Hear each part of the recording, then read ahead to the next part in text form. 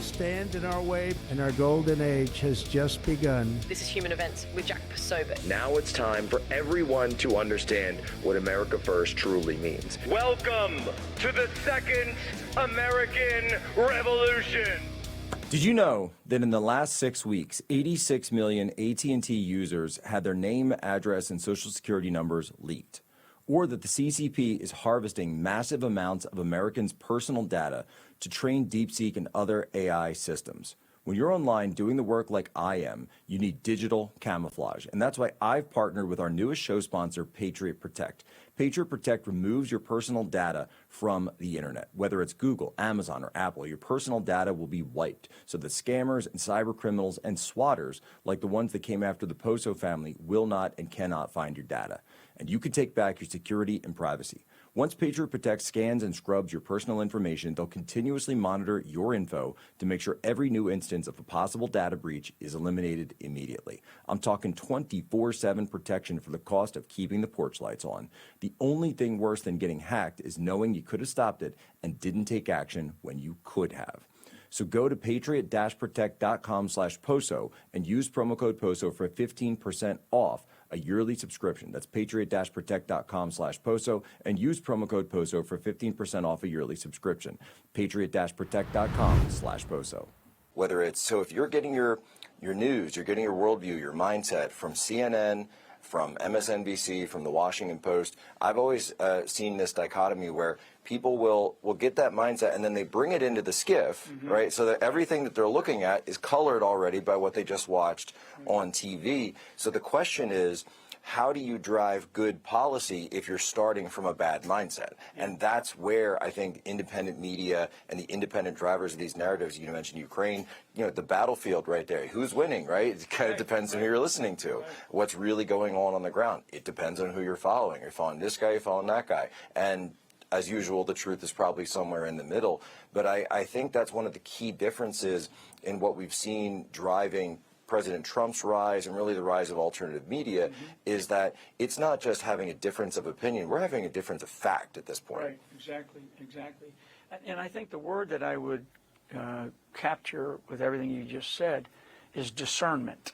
So discernment has to do with, and I'll just use my definition of what I believe it is. Discernment has to do with looking at an issue, looking at information, taking a deep breath, stepping back, and not just emotionally rolling with whatever the initial judgment is, okay? Because I just used the word judgment, which is different than discernment.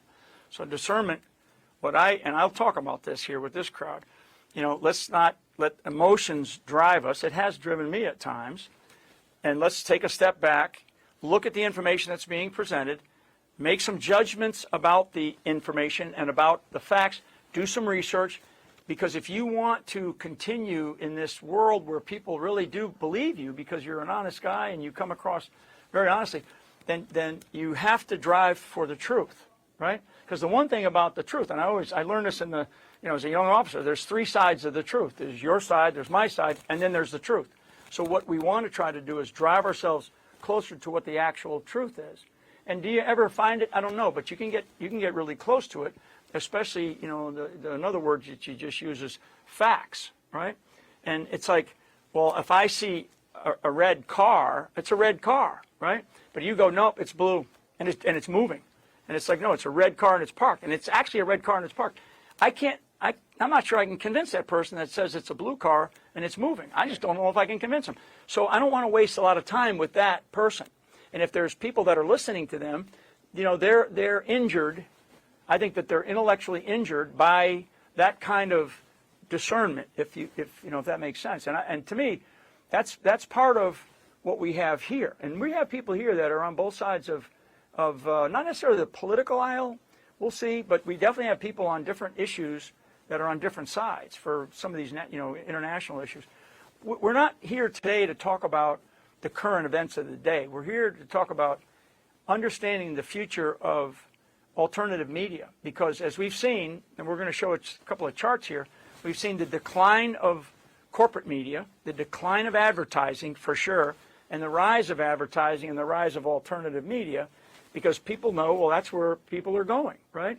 And we see Barack Obama recently, I think in the last couple of days, he's been out there, and I think a month or so ago, he was out in Stanford, if I'm not mistaken, where he's talking about we have to relook how, the information domain operates. It's like, what is that? What are you talking about here? So we do have people from Congress, a couple of people from Congress later in the afternoon. They're going to come in and talk about legislation here in the United States of America to basically protect us against censorship. And we also have somebody who's going to talk about some of the European Union type legislation that is occurring there too, because there's censorship going on all over the world. And we've got to fight that. We've got to fight that, right? I mean, I have my views on what I like to see or what I believe should be on a social media platform. I mean, I have a nonprofit that fights child trafficking, as an example, right? So I don't, anybody that gets involved in that. So this is where people are going to have to judge what is actually displayed on social media, on the alternative media. And, and that's part of the discussion. I don't know what the final result will be here today, other than that we will learn some lessons. We'll bring those lessons together, and I'll mention it here on your show. We are, everybody here, and to include yourself, will get a save the date for an alternative media gala, where I want to recognize the excellence that we have in alternative media. I want to recognize some of the new networks. I want to recognize some of the courageous podcasters out there, some of the courageous people that are from social media that are telling the truth.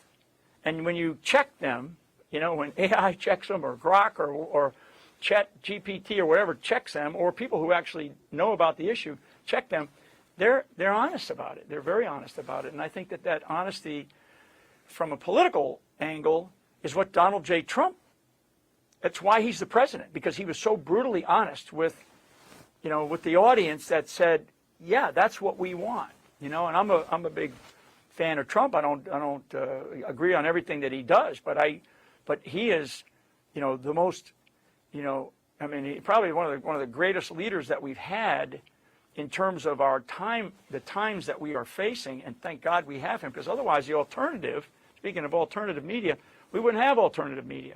We would have something that is so egregious had we gone the other direction. And down his own social media and his own Truth Social and been banned, and I think that speaks to the power of these networks as it is, because if they can ban a sitting president of the United States, then who's actually in charge? Because if they decide the president can't have access to speak anywhere, it'd be unheard of to say the president's speech can't be broadcast on national TV in the 60s, 70s, 80s, but suddenly he can't be on social media. Well, it's totally unheard of. And then they cut him off. That's right. Corporate networks, they cut off the president of the United States, and when he's in the middle of a bilateral conversation with a country that matters, right? I mean, and all of them do, but certainly a top 5 or a top 10 economy. Right. All the rest of it. Well, one of the pieces I wanted to get into is that we've been fighting over human events, and it's small, but it's big in the sense, this case out in Utah with the murder of Charlie Kirk, our friend, right. The lawyers for the defendant, they just filed, and it gets to the censorship question, because they just filed a motion that cameras should be banned from the courtroom, that they don't want that to be shown. And I think this is a huge problem, and it gets to this problem of censorship and this affinity for censorship, that we seem to, an appetite for it that we didn't used to have as a country. The whole point of putting something out publicly, especially in a trial, right, is that the public can be, in an open society, the public should be a check on the process. Yeah. So you've got a piece of evidence, the prosecutor's got evidence, the defense has an argument, they're fighting it back and forth, and of course the jury decides guilty, not guilty. The judge, hopefully calls balls and strikes. But the public has the ability to come in and be a check on the entire process, because they could elect a new judge if they don't like the judge. They could do something and fight it out in federal court, et cetera. So when I look at that case specifically, and you're talking about these networks, and there are, and you mentioned fifth generation warfare, I look at the assassination of Charlie Kirk as an example of fifth generation warfare in action. And I went on CNN, I think just a day or two after it happened, and they asked me, they said, are we in a civil war? And I said, we are seeing asymmetric civil warfare. Yeah. And that's the definition of fifth generation warfare. I mean, first of all, Charlie Kirk was a monumental, historic figure, bar none. I mean, he just, and it's interesting, because I was in a conversation last night, and then before I, wrapped up the night here, I went through all of my text messages that I have with Charlie over the last couple of years, just to to kind of, as a reminder of his personal touch that he had, not just on me, but he had a personal touch on humanity. So it's a tragedy what happened. I don't know the legal issues of Utah, but I think that the American people, particularly for this assassination of Charlie Kirk, I think the American people deserve to see justice in action. In a very transparent way. It's supposed to be blind, or not blind, right? I mean, so we don't want to, or justice is blind. Yeah, justice is blind, yeah. What we want, sort of an open, we're not interacting. It's the prosecution, the defense, the judge.